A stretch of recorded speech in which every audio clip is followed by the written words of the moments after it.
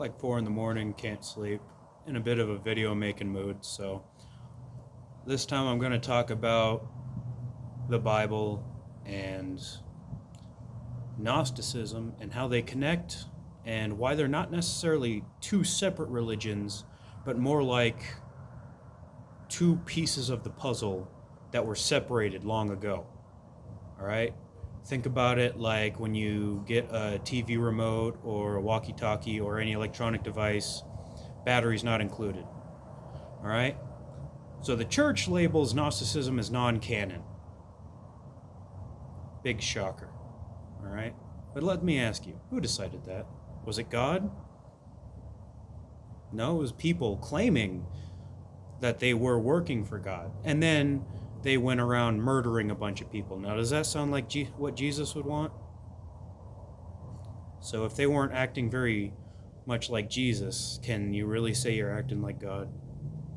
So, yeah, I just wanted to point out that the Bible is still a good book. It's still got a lot of good stuff. I'm not trying to create a war against the Bible or anything like that. I'm just saying it's incomplete, and that has been tested and proven and checked out by multiple people, and multiple other people are talking about it. All right? Gnosticism is the final answer. Okay, the Bible is the beginning part that teaches you, hey, don't be a horrible, awful person. Okay, and then when you do that, then you get into Gnosticism, and that's when it starts to look like the occulty stuff. Well, let me ask you this.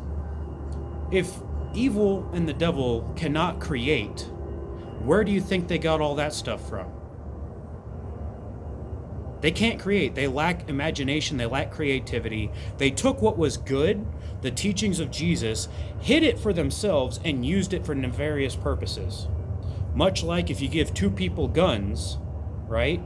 One person's going to use it to defend themselves and their loved ones. The other person's going to rob a bank and go on a murder spree. It's not the gun that's the problem. It's how people use it. Okay? That's why there's light workers. All right, tarot is not evil, but the church is going to try to label any and all witchcraft evil because they themselves are connected to Satan's little season. All right, and I don't mean like every single church. I mean the higher ups. All right, especially the Catholics. All right, the Pope, all that stuff, the cardinals, all them. All right, why do you think they keep a secret hidden library of information that no one else has access to? You think the God of love and light wants to keep you stupid and ignorant? Or do you think the God of love and light wants to shine a light and expose the truth? So why would you be hiding information? And what's the point of the gift of discernment if you aren't allowed to have access to knowledge of other things? All right, don't get me wrong, the Bible's a good book, but people go to church every Sunday for years and years and years, and they just keep going around in circles.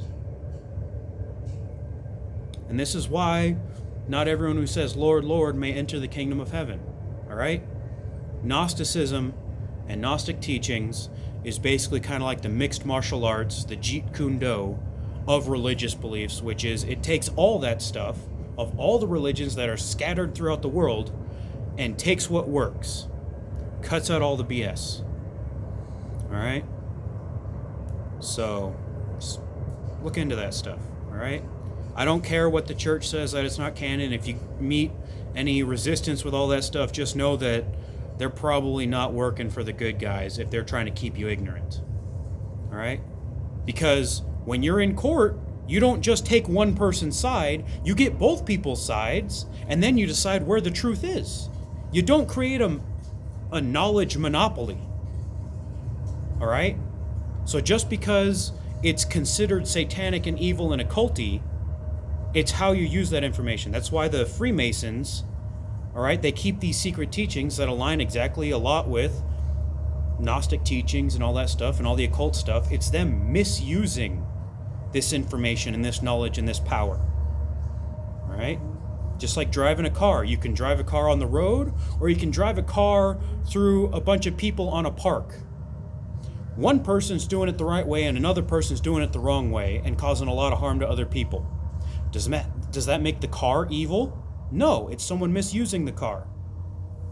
All right? And it's the same thing with these teachings.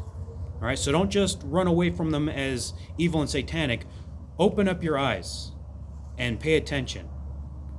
Okay? It's not just that these things are satanic and evil, it's that people are misusing the Gnostic teachings and relabeled it as their own satanic thing, and then they're like, oh no, don't look at that, don't touch that.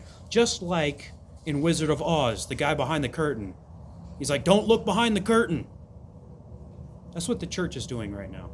All right? So take a look behind the curtain.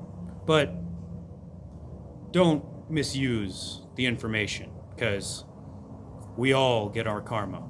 Okay? Even I'm not exempt from it. And I'm the literal second coming. Okay? That's why it's important to get your life straight, get your bloodline in order. Okay?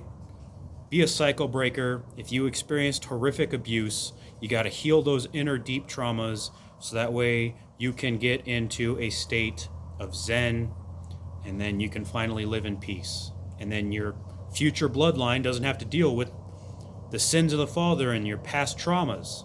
So that way you can raise children in a way that doesn't traumatize them and continue the cycle loop. That's what being a cycle breaker is all about. That's how you heal your generational bloodline. That's why it's important to do that. All right? So, hey, you could say that you went through horrible, awful things. So did I. I didn't use that as an excuse. I use it as motivation to want to be better. All right? And I highly, highly recommend everyone else get on that hype train. All right? So that way we can heal the world. Jesus out.